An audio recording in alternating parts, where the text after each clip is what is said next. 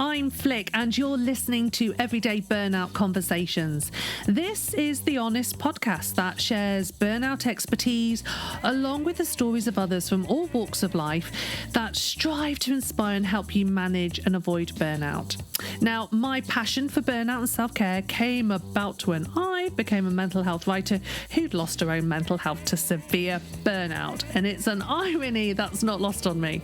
So get set to enjoy another great conversation, delightfully wrapped up in some wisdom, humour and great storytelling. Enjoy.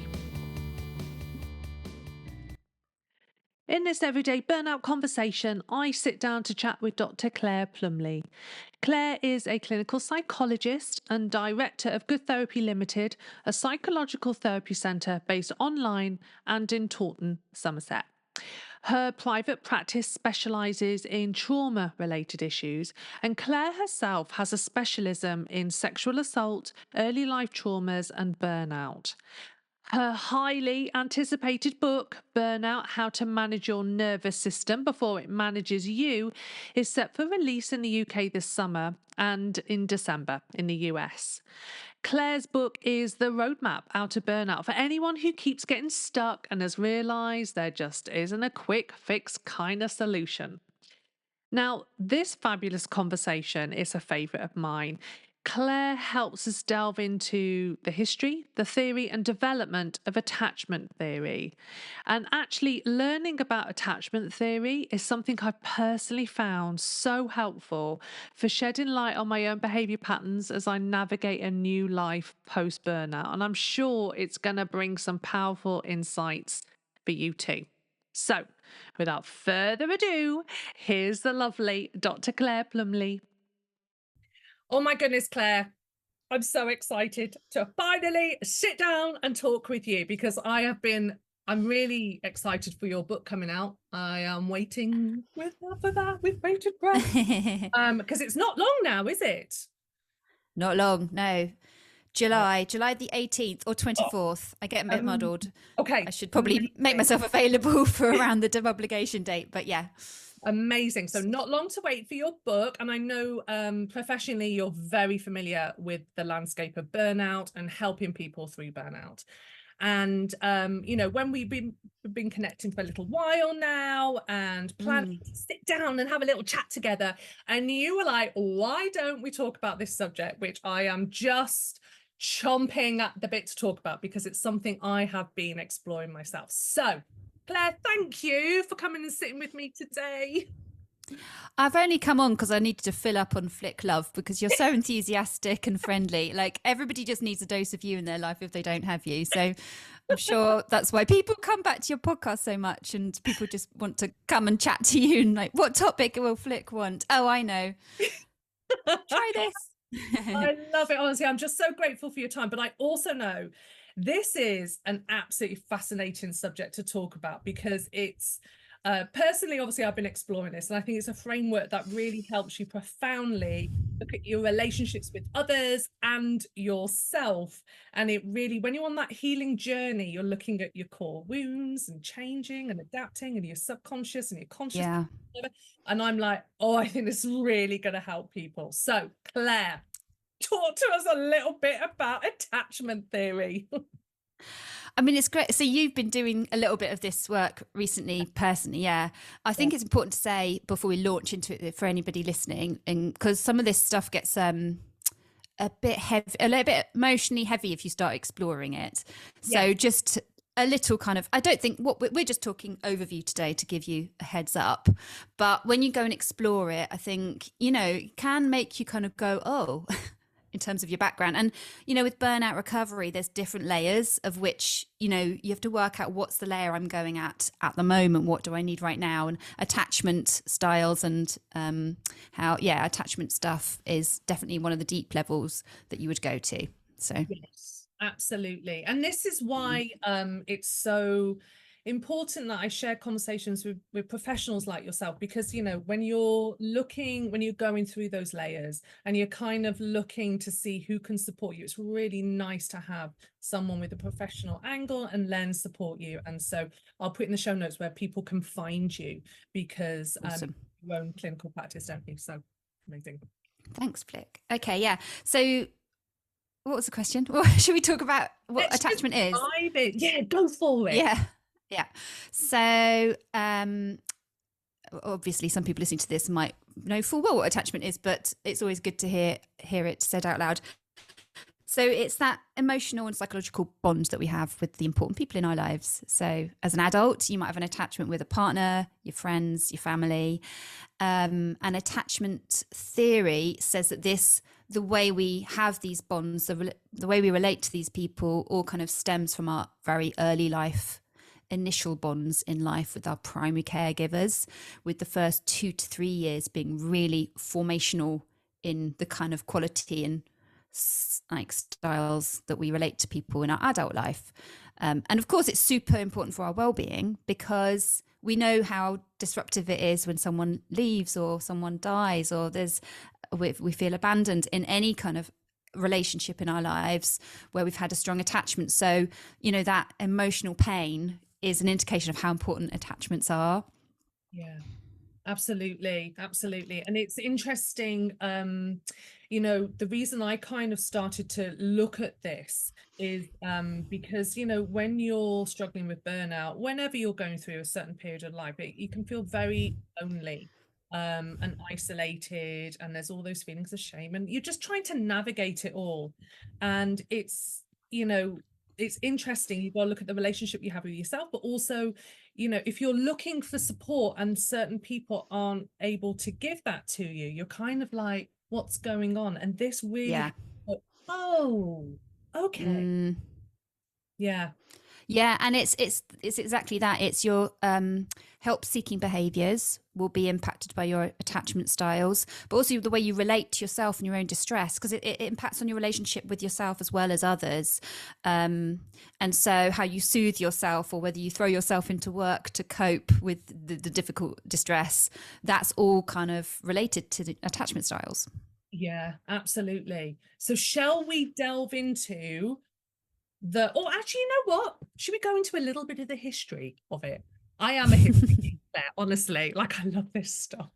I love you. Yes, let's, because it's interesting, because we feel like this is just, oh yeah, of course attachments are important, and we parent now has stemmed from the history of this understanding of attachment and the importance of it, gentle parenting, being attuned to your children, and all of this is really helpful and important, but it wasn't always like this.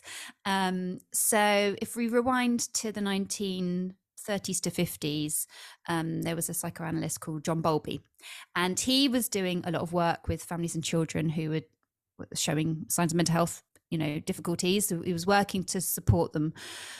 And this combined with his, like, some studies that were being done about maternal deprivation. So that time when children are separated for prolonged periods from particularly their mothers, or when parents, particularly mothers, weren't able to kind of meet the needs of their children, he was beginning to piece things together and think, hang on a minute, this seems to add up, where there's a correlation that the children who are most mentally unwell, or doing behaviors like stealing and kind of breaking the law, they've had these experiences. So what's going on here? Maybe it's not the dominant psychological understanding of distress that the psychoanalysts all signed up to at the time, which was around, the Freudian fantasies and things like this kind of going wonky. He was saying, actually, maybe we need to spend more time looking and supporting the parental bond, and in particular that a child that had a secure attachment, they seem to fare best with their mental health. They kind of, so this secure base became a thing. So that was kind of right how it started. But he didn't actually, because I'm sure a lot of people listening will have a sense the different attachment styles. There's actually 4 that have been kind of pulled out. secure attachment being the one that I've just mentioned, where you have someone, a parent who generally is able to meet your needs, be attuned, see what you need, and can soothe you and support you to kind of move through the distress. So that enables the child to go out, explore the world, feel like they can be curious and playful. And when there's something scary or distressing, they can come back to their secure base and allow themselves to be soothed. And so that's, you know, what we all want for ourselves, isn't it, really? Yeah, absolutely. And so, you know, it's interesting, isn't it? I was, because I've been doing my own kind of journey with this and reading and research and whatever. And, you know, is it fair to say that, you know, we're obviously aiming for secure attachment, but do many of us actually have it? Or is this just my generation, Claire?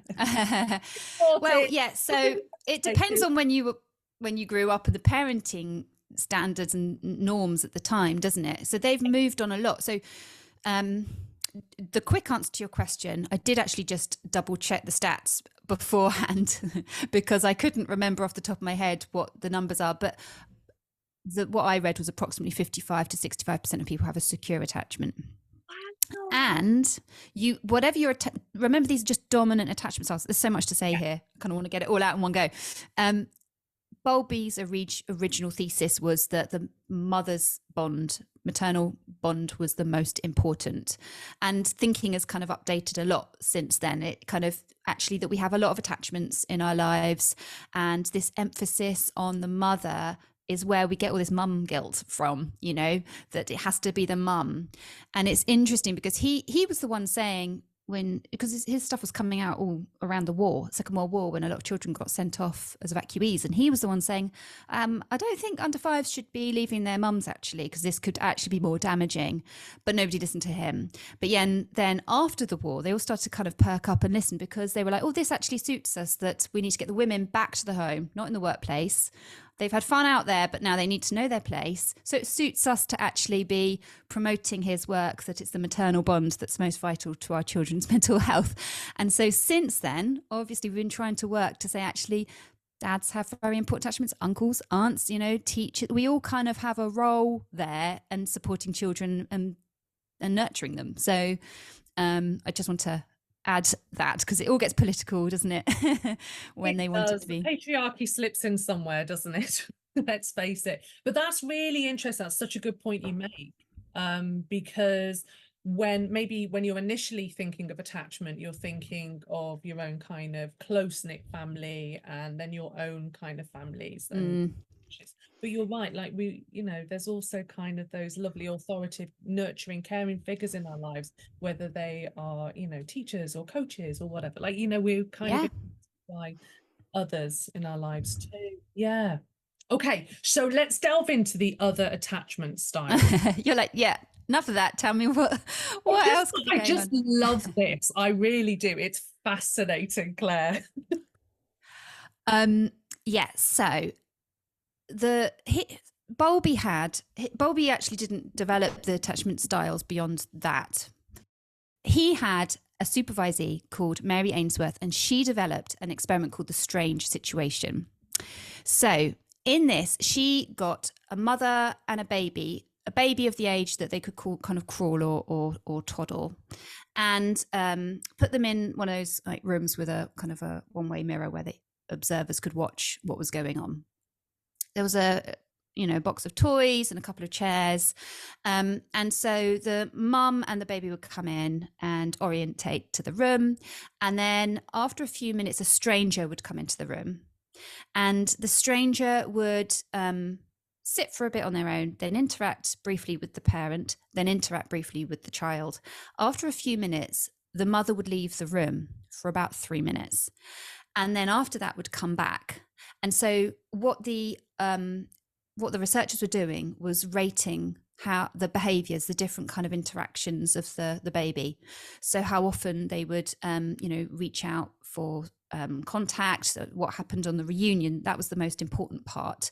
Their levels of distress when the parent left, their level of exploratory kind of behaviors.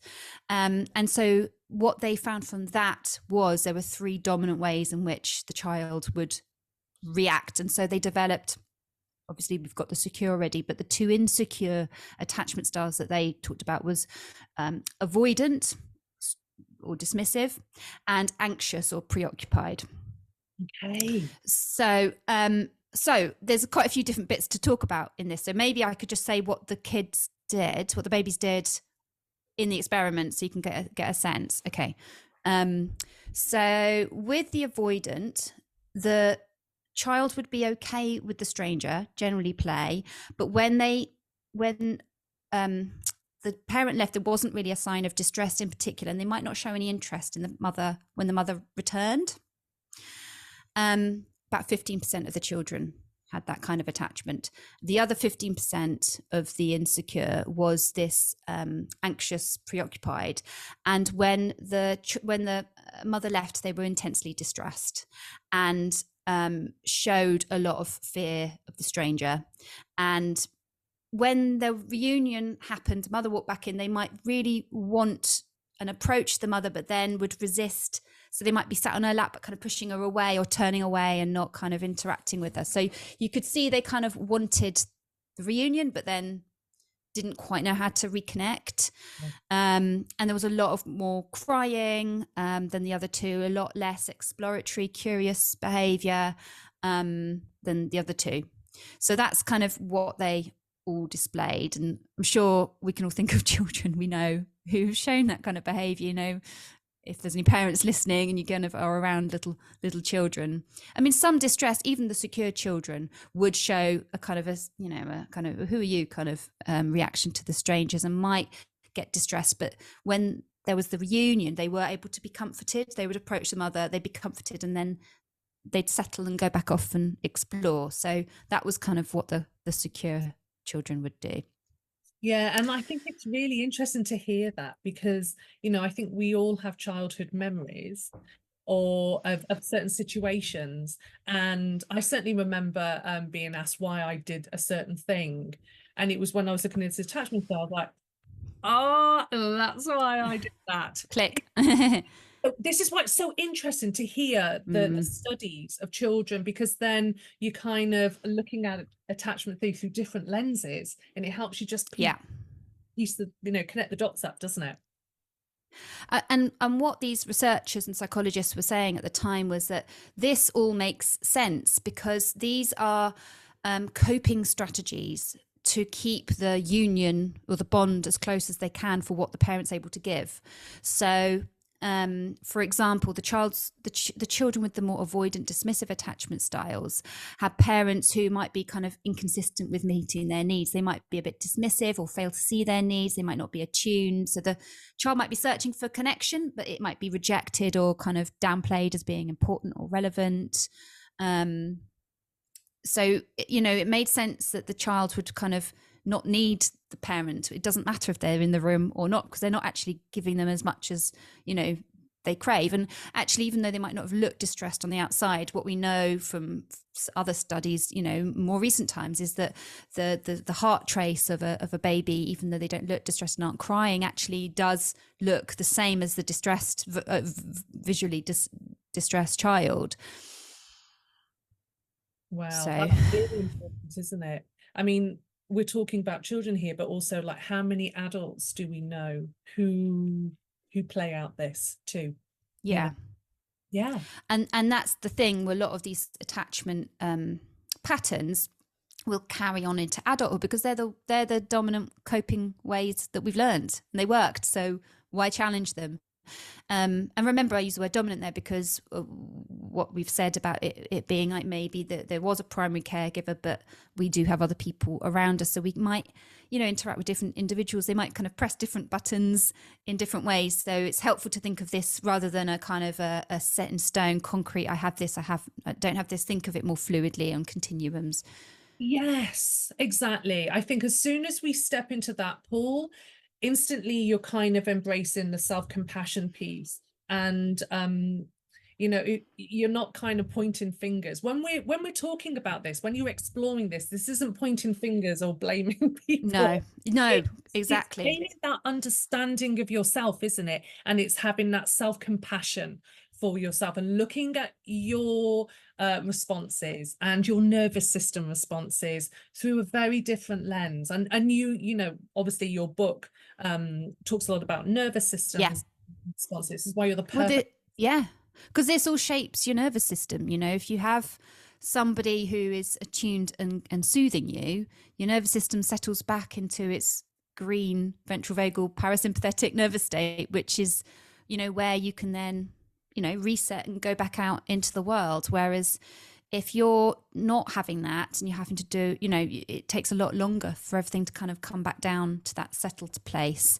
So yeah, it does shape your nervous system early on. But the good news is that whatever, you know, has gone on earlier in your life, if you're doing this work and like even listening to a podcast like this, learning about this stuff, it offers you that opportunity kind of to begin, like you've just said, to understand what's going on and then use that as an opportunity for self-compassion rather than being self-critical, which is where we tend to default to, like, oh, I shouldn't have done that, I'm an idiot. And actually, you know, oh, it makes sense because they sounded really like my angry father when they said that. And so I always wanted to retreat, and that, you know, so all of this really helps. And about 30% of people the research into adult attachment from childhood attachment says about 30% go on to develop secure attachments.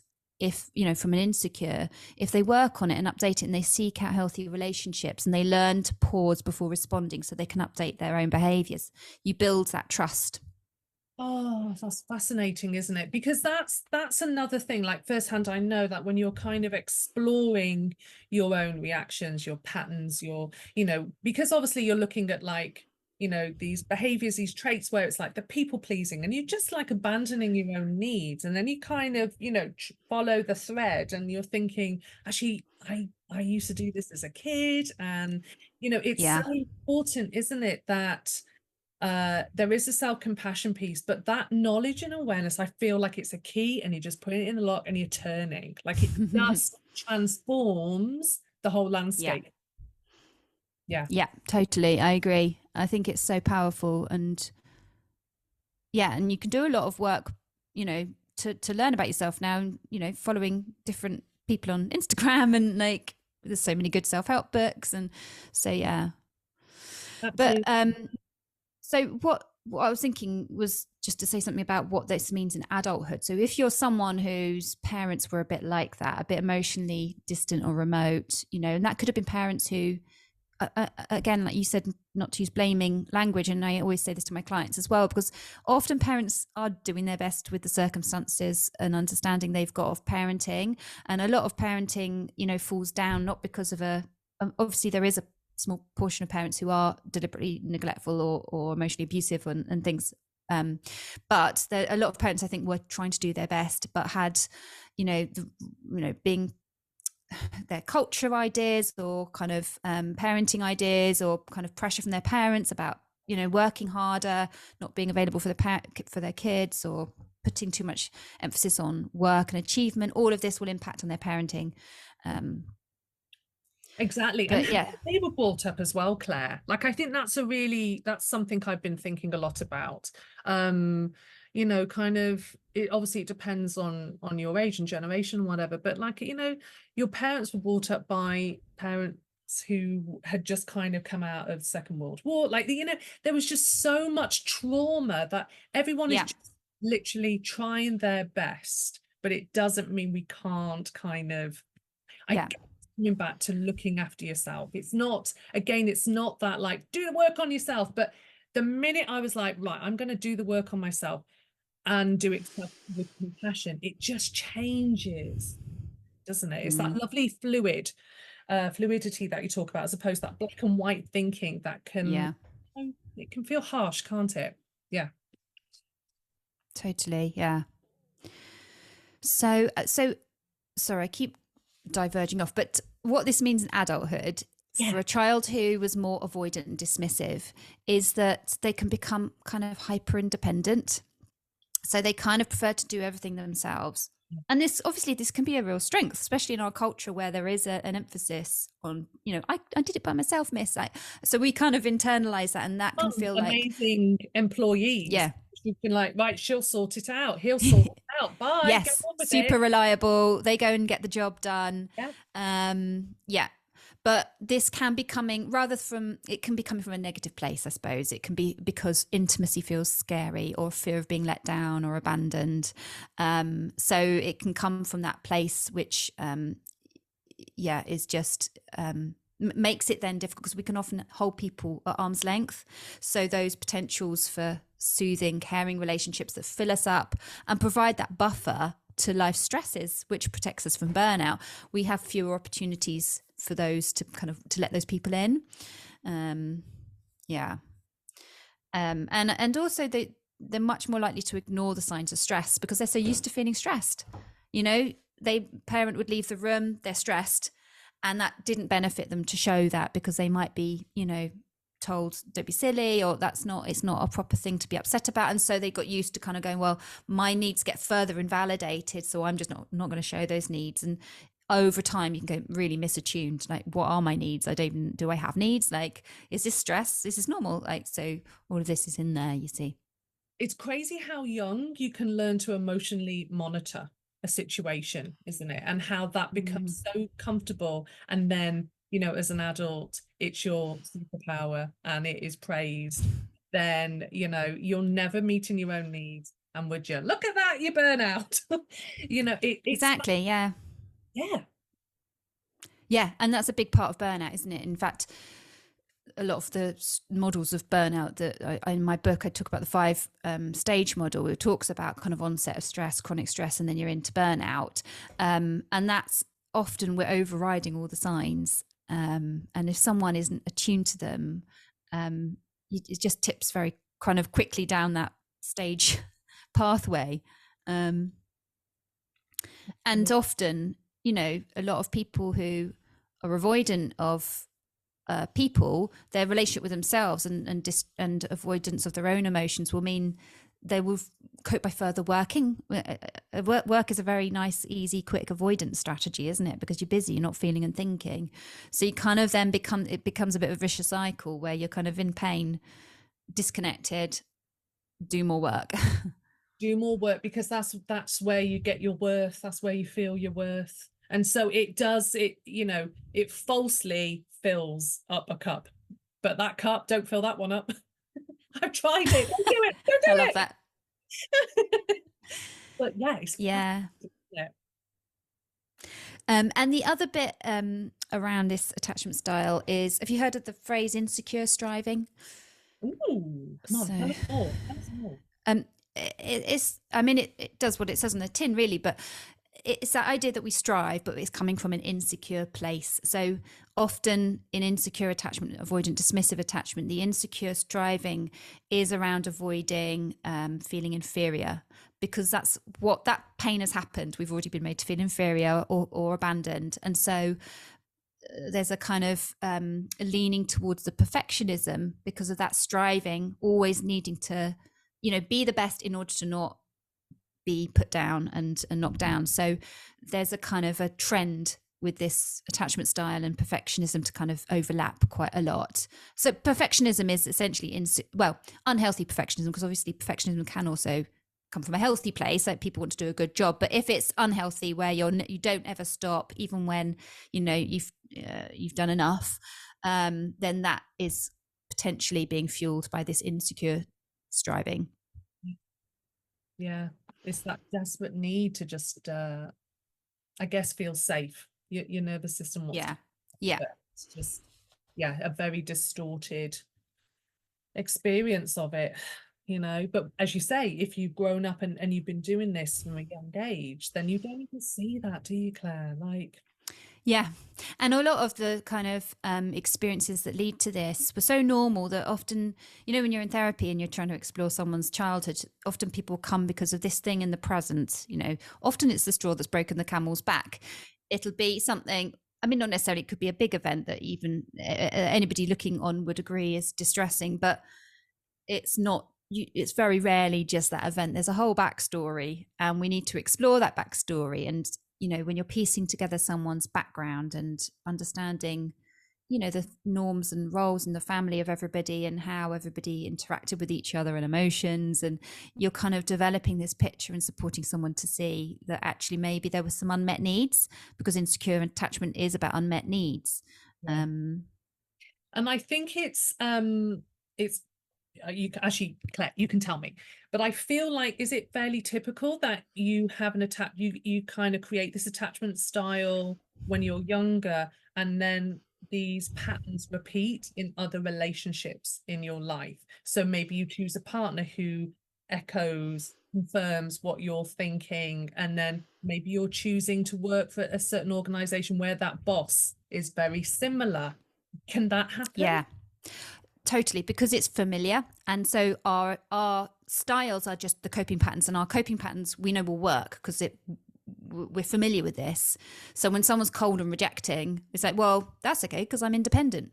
And actually, I have worked with people who have been avoidant or dismissive, but in a relationship with someone who is maybe anxious and preoccupied attachment style. And that can be really hard because this person, the anxious, preoccupied person, is really kind of seeking a lot of extra. They're the ones who were distressed when they left, but the avoidant person wants more time on their own. So this can be kind of quite a bit of work to support each other. And it's the same at work. If you have, say, a boss who's maybe avoidant, dismissive, work their way up the ladder, kind of done quite well because their perfectionism, is fueled kind of quick growth.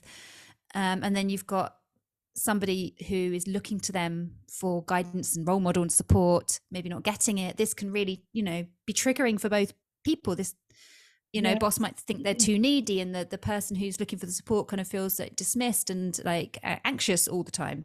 So yeah, it impacts everything, all the different relationships. And it's worthwhile thinking, if I'm having trouble with a person in my life, a friend, a colleague, is it worthwhile just pausing, going, okay, is there something, my attachment style being triggered by something? Maybe we don't know everyone's backstory. Quite often people are quite private, especially avoidant people who might not go around talking about everything.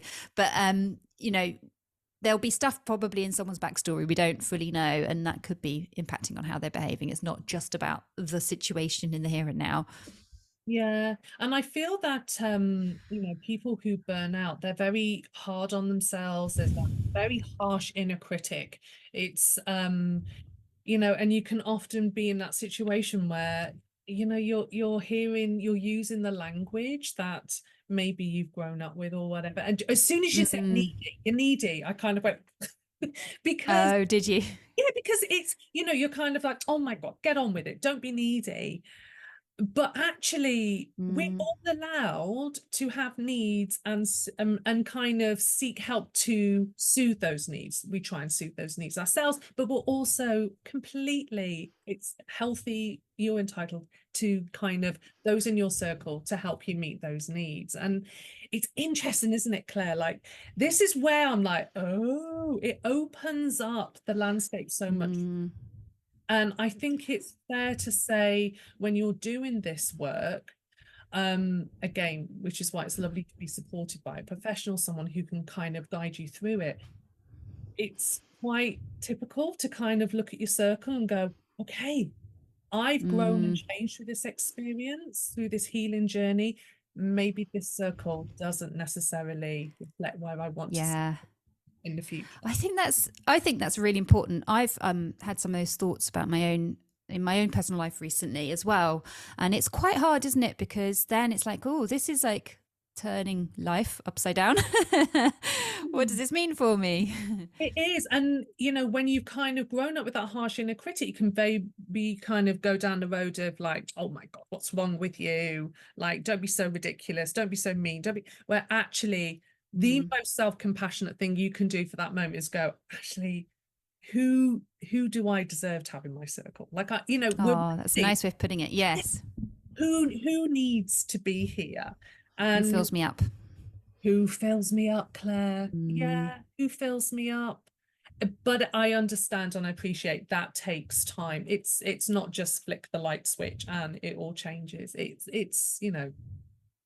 it's a transition. It's a journey.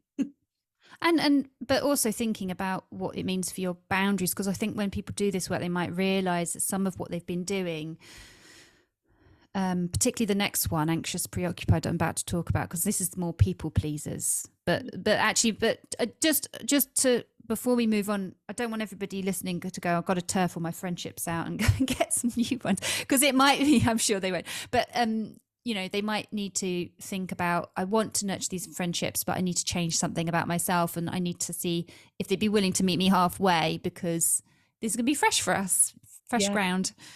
Yeah, because those people have not been used to choosing themselves ever. So, often I think when we start to change inside, that's reflected outside of us too. Yeah.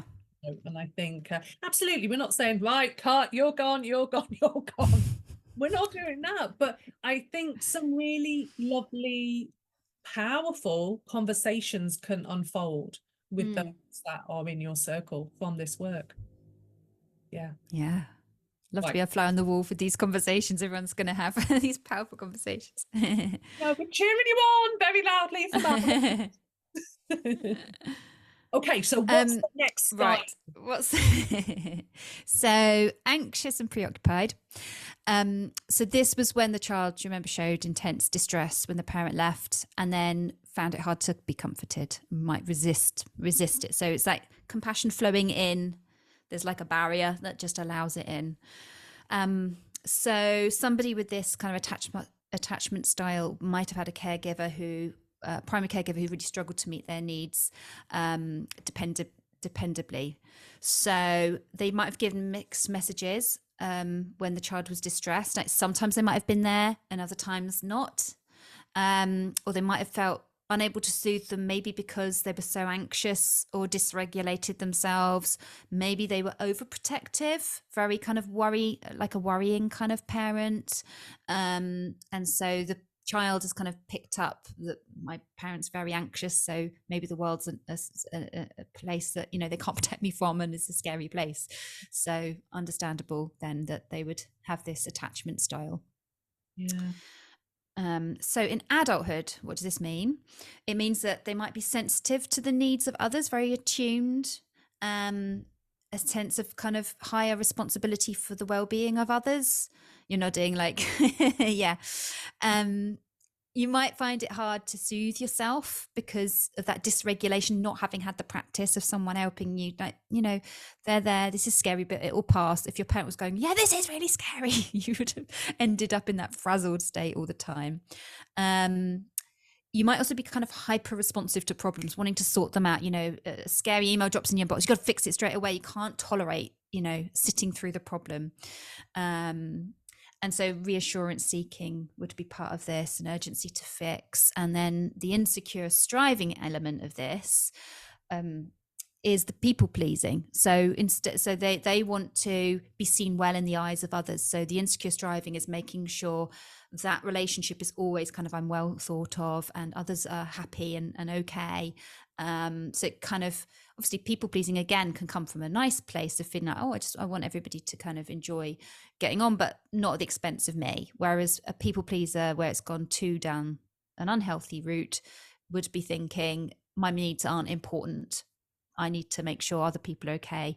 And that's the most important thing. So it depends, your self-worth then depends on it. Yeah. I mean, how many people are like, I'd rather it take a chunk out of me than them. I can deal with it taking a chunk out of me. I can't deal with it taking a chunk out of them. Yeah. Oh my goodness. Claire, is it possible to have a foot in each of the pools of these attachments, or do you find you tend to? Yeah. Okay, I was. Well, like, because there's bits I definitely resonate with different bits of each, and different people in my life, would have behaved differently towards me. And it's interesting because, my mum told a story the other day, which I'd heard before, but I suppose I've been like, writing my book, I'd done this chapter on attachment. So I've gone more deep into it again as 15 years after first learning about it. And it was, when she was, I think I was not very many weeks old, maybe, I don't know, 2 months old or something. She'd gone back to work. She was a night nurse. And then I'd woken in the night needing a feed, and my dad couldn't kind of soothe me. And I obviously needed, a bit more comforting. And so for hours couldn't kind of comfort me and took me in, and my mum had to stop work and went behind a curtain to feed me. And I was thinking, that's interesting because that story's been rolled out a few times, and just like, interesting that she felt this kind of compulsion to go back to work quite quickly. And there were times when she was being then sent home because I needed her and she wasn't there. And my dad was struggling to manage. And he does find, managing his own emotions quite tricky as an adult. So I'm wondering how he would have coped with an overwhelming little first baby. Yeah. Yeah, absolutely. And I'm just thinking, for those listening to this, who are parents and who are thinking, oh my God, like when I was that young mum, I really struggled to do this. I guess I'm just very mindful that they may be feeling incredibly, uneasy, guilty of a certain situation. You know how parents, I do this all the time. And my kids are always going, oh my God, you didn't. And I don't even remember that. But you kind of, as a parent, think, oh, but yeah, it's really important that, as you said, that, what was it, 30% of us can transition from an attachment theory to a secure place. Yeah, absolutely. And also hold in mind that you've probably heard of the good enough parenting kind of idea that, if you're getting it right 80% of the time, that's the bigger picture. And the people who I often end up working with in therapy where, there's been deep attachment wounds. This is if you've heard of attachment trauma, this is what we're talking about. This is when consistently unmet needs were happening. Then the child develops, their coping behaviors. Whereas if it's a one-off every so often, the system can cope with that, and it's upsetting, but usually they're more likely to be remembered easily as well because they happened once or twice. Whereas if it happened a lot, when you're working with someone in therapy, it's like, oh, which one do we go to, because it happened all the time. This was my normal. Yes, exactly. So you know what, actually there is a fourth attachment, and the reason I haven't thought to mention it yet is because Mary Ainsworth's work only kind of pulled out those first three: secure, and then insecure avoidant, insecure anxious. The last one came through work about 10 years later or so, different set of psychologists, and this was called disorganized attachment. So really these people have had an experience of quite scary parenting, parents who are very chaotic and really weren't consistent, were really inconsistent or abusive. And so it's not like the other attachments where there's a consistency and a pattern that makes sense. The pattern is that the pattern is chaotic. So in therapy, what I might notice is, and this is helpful to know because you will obviously come across people like this. Like I might be idolized, for example, as being like the person who's going to save them.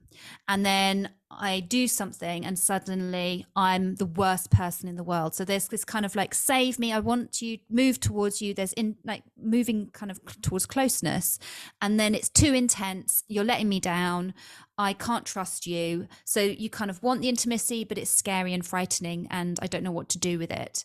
And so, this push-pull pattern, I'm pretty sure, people listening to this will have had some experience of feeling like there's a bizarre pattern here. I don't understand what this person's about. And it could be this disorganized attachment kind of pattern. And so, again, in terms of burnout, it's more of that kind of fear of abandonment, trying to do your best. People can protect themselves by trying to achieve really good qualification, like multiple qualifications or multiple kind of moving up promotions, and trying to keep themselves at arm's length. They, it's similar to the insecure really, but it's worth just mentioning that there is that extra one. Perfect. Oh, good to know, Claire. Thank you. Also, if people are curious about this, you can just Google adult attachment questionnaire and have a look online. You can do kind of self-report questionnaires so that you can begin to understand your own attachment style. So yes, read up on it, like learn more about it. But, there's the adult attachment scale, adult attachment questionnaire, and they're freely available online. Oh, amazing. I'll put the links in the show notes then so people can just click it. And Okay. It's just so good for when you're looking at yourself, but also when you're trying to understand other people, it can help. Yeah. Yeah. Yeah. Amazing. Okay.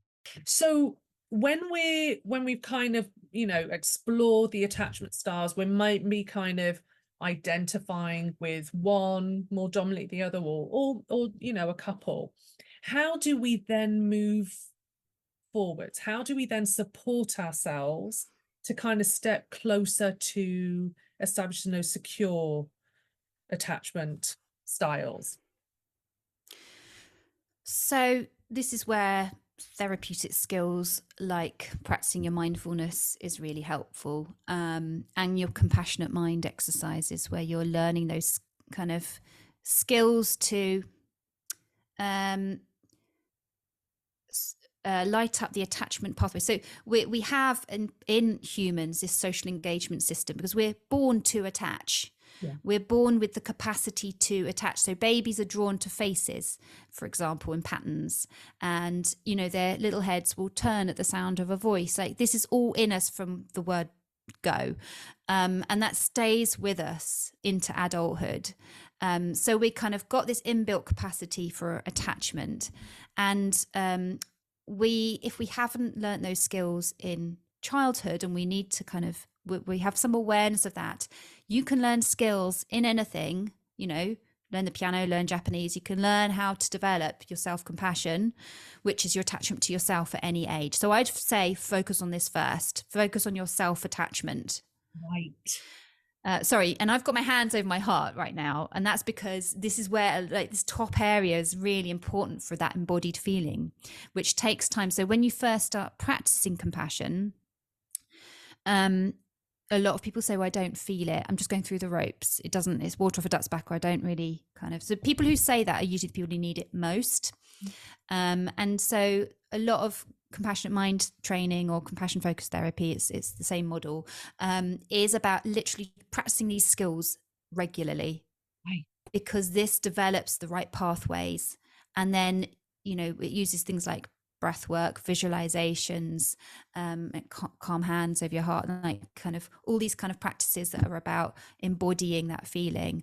And then you can apply that when you have difficulties in your everyday life. You know, when someone does say something, you know, upsetting to you, you can kind of come back into soothing yourself, because you've developed those attachment pathways which holds that soothing ability. And you can then make a measured decision before you react. So, you know, for anyone who's listening to this thinking, I could do with doing this, you know, this is absolutely, it could be done in a group format. You could see if there's anyone locally doing a group to you or online. It could be done in therapy. You know, there is also a Compassionate Mind app with a course, which is a really good option. So these are all things. And I talk about this in my book as well. I focus quite a bit, the second half of my book, on how to develop compassion in relation to burnout. So it's not you know, the full works, but it's certainly kind of giving people a bit of an overview. Yeah, so I'm talking at you quite a lot. Suddenly passionate about this. It's such a good question. I am soaking it up. I'm loving it. I'm like, got like 50 questions firing out, because I just, you know, when you're talking about that kind of work, it's very different. It's got a very different energy, hasn't it, Claire, to being self-soothing, to being hyper independent and like, I've got this, I will deal with this, because, you know, that's when we kind of go for those numbing activities, as opposed to self-soothing. It's a very calm, loving, compassionate energy, isn't it? There's a difference. And part of compassion work is not just to soothe away the bad emotions, is to tune into what they're trying to tell you. So, you know, if we're feeling upset or angry, rather than just being a big like mess of unpleasant feeling, it's going, okay, what is this feeling? What is it trying to tell me? What's the message here? Oh, okay, it's telling me that I don't want to really be doing this thing, or, you know, that I'm exhausted and I need to listen to that. So, you know, self-compassion, it's important to differentiate between the soothing element and the kind of doing things, you know, for the long term that might be good for us, but might mean kind of listening to the emotion, then acting on it in a way that's not just numbing and avoiding. Yeah, I love that. I love that. And I feel like as soon as we start to really kind of nurture ourselves, you know, kind of build this toolkit, it then becomes so much easier, doesn't it, Claire, to, you know, put those boundaries very lovingly in place with others Yeah. in your Yeah. life. Yeah. Yeah. So that's the next part of that, the answer to that question. Like once you've worked on yourself, how you can change your attachment with others can then flow from that, because you know you've got that understanding, you've got that capacity to soothe yourself already. So you don't, you know, then it means that the anxious, preoccupied people don't just need to rely on others and like constantly reassurance seeking, and it means that the avoidant dismissive people might start to let others in, you know, like just it's about just trying to change what do you normally do if you normally hold people at arm's length to the point that, you know, they don't really know you and you've not really got much of a you know, a deep kind of meaningful connection. It's finding someone you could think, okay, what if I just did something a little different here? What if I kind of let them know a little bit more about how I'm thinking about a situation, or, you know, my opinion on something? Or what if I was to ask them to, you know, pick my kids up and drop them home from school, or, you know, just something a little more than you would normally allow them in. And this begins to, you know, foster that change, and that's, you know, the start of it. Oh, I love it. Because again, it's that there's that fluidity, there's that lovely expansion element to it, as opposed to, you know, when I've spoken to people, whether it's regarding a relationship breakdown, a friendship breakdown, you know, people start to talk a little bit more about, you know, friendships breaking down and the grief of that, whether it's, you know, deciding to leave a workplace. We can often go to the place of it has to be very kind of dramatic and blunt, and I'm like, hang on a minute, why can't it be good? Why can't it come, you know, it kind of unfold in a very loving way? Why can't it be a place of, you know, oh, I've just kind of grown and I'm changing, but that doesn't mean, you know, what we had together was amazing and we still have this love for each other, but actually I'm going to go this way, you know? Yeah. It's interesting how we you know, that message out there can feel very, I don't know, just heavy, sticky, toxic, like just it's black or white, where it doesn't have to be that way. I think that's why sometimes psychologists can be a bit frustrating, because we are often caveating our answers with, well, it's kind of like this, but hold in mind that it's all this as well. So we make terrible politicians who are just like, it's this. Yeah. Oh, fantastic. Oh my goodness. Oh, and so when you come out the other side, when you're doing this work and you've kind of, you know, you've done the inner work on yourself, you're looking at your relationships, that circle around you, when you step through that doorway, like, oh my goodness, I truly feel, you know, stepping back into burnout becomes impossible. That's a big fear. When I talk to people, it was my own fear, like, oh my God, I'll never do that again. When you do this work, it just, that's... Well, you've got, it's kind of like you're buffered, you know, with that, you know, people can function with all attachment styles. Attachment styles are, I don't want to demonize, you know, people listening to this thinking, you know, I'm doomed if I've got a dominant attachment style, because these are just coping mechanisms. But if you can like do work to understand your reactions, know where they're coming from, and separate out in the moment what could be old stuff here, what could be related to this actual person in this situation, then it means that in the moment you're informed and making a decision based on that. So it means that you might break those patterns of, you know, perfectionism, people pleasing, or just using busyness to avoid emotions, which these are the 3 dominant patterns I talk about in my book, because I think those are really important patterns that I see a lot in people.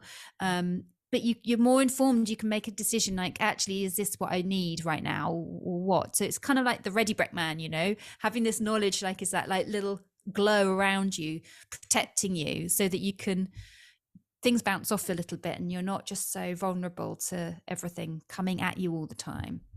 Yeah, absolutely. And it's interesting, isn't it? Because when you've been burning out, you've usually for years have been operating on such a heightened nervous system, and that when you start to step into operating from kind of, you know, a calmer nervous system, you're like, oh my God, life is so much different. Yeah.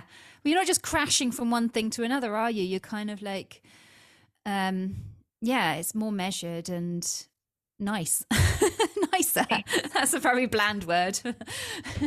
No, but like, there's nothing tastes better to me than actually being at peace with yourself and comfortable in your own skin and actually loving yourself.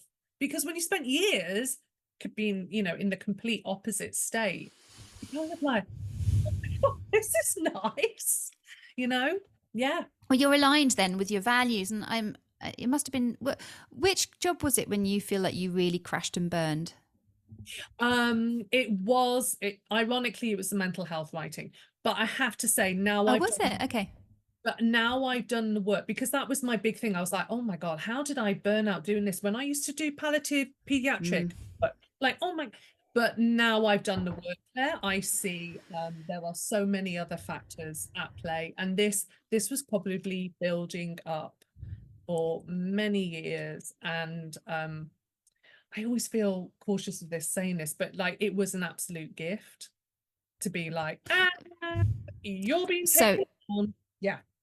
Right. So it was the point at which you were able to go, right, and now I'm making significant changes to my life. Like, this has been like the big turning point. So yeah, the latter part of my book, I call that post-burnout growth, because we talk about post-traumatic growth in the trauma world, which is when you've had a trauma and there's growth from it because you've been open and willing to consider your beliefs and behaviors, and put more emphasis on the things, your values and relationships.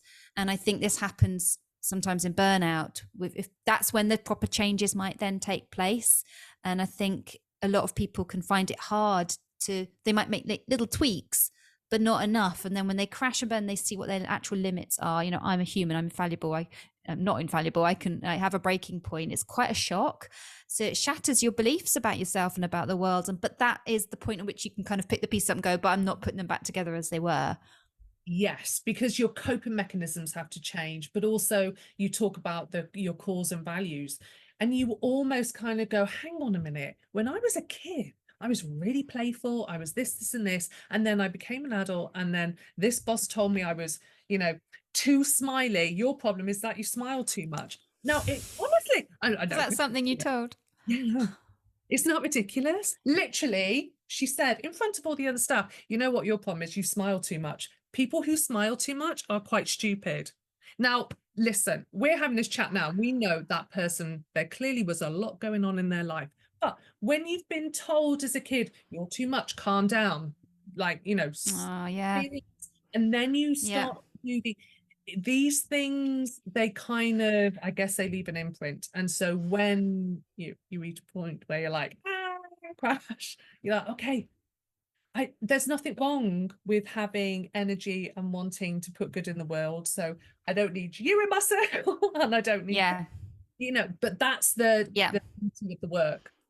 Yeah. And not everyone's situation is going to be like that, but No, but it's interesting, isn't it? Like you were, it sounds like a bit of neglect at burnout, because there's different subtypes of burnout where you weren't really aligned with your values, and because you really bring such a wonderful energy that I know a lot of people really drawn to and benefit from. So now working for yourself, you found the right balance of like how much you work, but also you can invite people in and have these kind of conversations with the people who feed your energy and benefit from it. And yes, absolutely. And to be honest, Claire, like, it's made a huge difference, because I get pitched a lot of people and guests and stuff, and I really do follow my intuition and be like, no, I don't think we're kind of, the same vibe.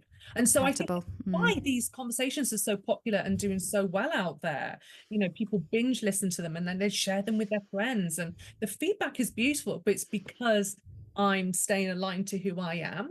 Yes. And it's okay, I'm not meant to be for everyone, but I'm no longer going, oh my God, I need to sit in the box and be quiet. Yes.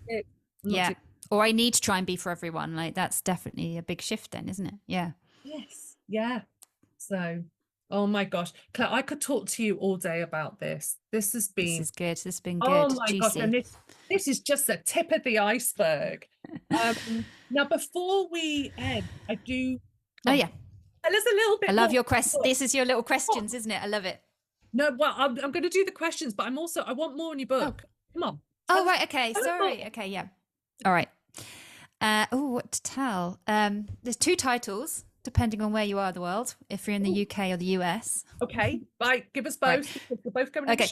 So the US one will come out at the end of this year. It's called The Trauma of Burnout. That was the working title because it kind of marries up my expertise in trauma, because I use trauma therapies, EMDR, for example, is one of my kind of mainstays, and the burnout and anxiety kind of aspect of my work. And then kind of talking to my editors over here, they were like, oh, it's kind of like quite a heavy title. I was like, okay. So they were like, how about just burnout? And then like we focus on the subtitle, which is how to manage your nervous system before it manages you. I was like, okay, I can go with that. So yeah. So that's the UK one is that, and then the other one is the trauma burnout, but it's the same content inside. And yeah, we've had fun. They did some nice book covers for me, and they both got different like looks, but the UK one has a really cool burn hole in the O, which looks, it's not obviously, it doesn't, isn't it? I said I loved it because I would want to pick it up in the shop and check it's not actually got a hole. And it is how you feel in burnout, isn't it? Really hollow and empty. So it does look like that on the book. So yeah, so it's available. I'd love it if people want to buy it. And you're in it. You're in the resources at the back. As a podcast, people need to go and listen to. So yeah. Amazing. I can't wait to read it because I just love your messaging. I love the energy of your messaging. I've been following you for maybe a couple of years now on Instagram. Yeah, you've been on my radar for similar. Yeah, you just have this lovely, gentle energy, Claire. And I think when you've been burning out, you're hard on yourself, and we almost need to tap into those people because it helps model how, to bring that internal narrative to make it a lot kinder and nicer to ourselves. So it's amazing what you do. Thank you for everything you do. It's incredible. Oh, thank you. I really appreciate it. And I appreciate this community you're building. I think it's really, really helpful. And I like, the light touch to it as well that you bring, because it's what people need. They've often been too serious, been insecure striving. So I'm pretty sure you're an attachment figure, developing a bit of an attachment figure kind of for people, because the warmth in your voice, like all of these is what engages the social attachment kind of chemistry in us. Yes. So they're all really important bits of work for people. Absolutely. Well, thank you, Claire. Right, okay, darling, at the end of every episode, because I find this fascinating. So differently, and you know what, we probably all answer differently at certain times as well. But anyway, I always ask my guests these quick fire, light-hearted questions. So on your dodgy days, do you opt for move your body or move the remote? And I was thinking like this, I was like, oh, what does dodgy mean? I was going into that annoying psychologist, does dodgy mean? So after a clinic, when I'm like, so after a heavy clinic, I arrive home and I look a bit dead-eyed. I have to have a big cup of tea. I usually sit looking out just at the trees for a bit. And then, I might go and watch a bit of Bridgerton or something like easy with a guinea pig on my lap. I like to have a guinea pig on my lap. Guinea pigs. Yeah. And they kind of make a cute noise when you hold and stroke them. So that's, But after, if I'm like a bit more agitated and not so much tired and like drained, but more like, oh, this thing's happened, then it would be like, I need to move to get the energy out.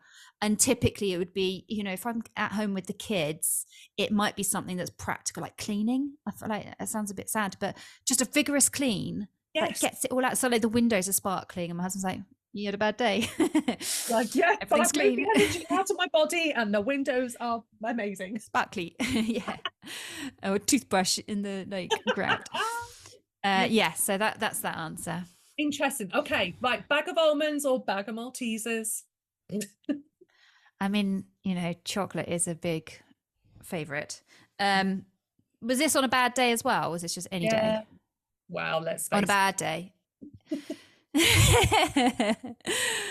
Yeah, I mean, we recently, like, I've been reading a book, Ultra Processed People. It's really good. Have you read it? It's worthwhile a read. Anyway, I've been trying to buy and make my own trail mix, because I feel like, and if I put that in the cupboard where the biscuits are kept, it feels, increases the friction to the biscuits, you know. But yeah, chocolate is definitely a big win in my. No, sometimes it just hits the spot, doesn't it? Okay, ask for help or happy to hermit? I'm pretty good at asking for help. I guess that's a good sign. Yeah, I would typically, especially like if I don't say anything, usually it's because I haven't quite got the words for it, or I'm kind of trying to work out what the problem is, you know, and you're kind of not quite there with, like, I'm bothered by something, but I haven't quite coherently got a narrative around it yet. But my husband will still pick up that something's wrong. And so, yeah, normally I kind of, even like small things, I'm like, oh, how would you do this? Yeah, just reply like this. Okay, yeah, okay. So, yeah. Amazing. Yes, it's the way forward, isn't it? Now, what's the one self-compassionate thing you're going to do for yourself today that your future self will thank you for? Well, earlier I went for a massage, which only happens like once a year. So does that count? Amazing. It was like proper not central. I got a voucher for my birthday. Sorry? You've been writing a book, you know? Yeah, exactly. Up like this, yeah. I got a voucher for my birthday. My birthday's just gone, like a couple of days ago. But this was a voucher from last year's birthday. So I did use it, but I had £5 left. And I was like, they said, you know, you need to use it within the year. So they let me go over a couple of days. So I went and did that. And that was good. I was feeling it. I was kind of like, some of it was nice and some of it was like, oh my gosh, those knots must be pretty intense. But I know I need it because that's the sign. So yeah. Oh, well done.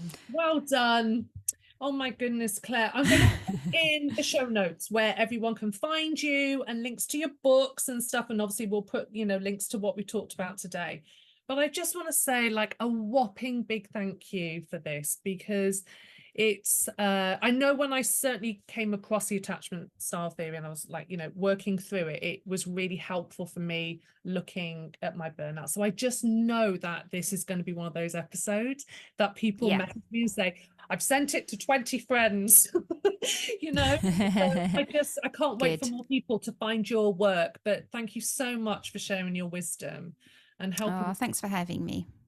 So thank you. Thank you, Flic. Thank you so much for listening to this episode of Everyday Burnout Conversations. Take a peek at the show notes for any links to items discussed today.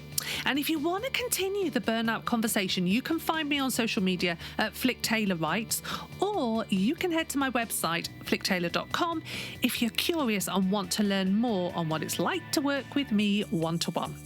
So in the meantime, rest up, don't forget to take good care of you, and bye for now.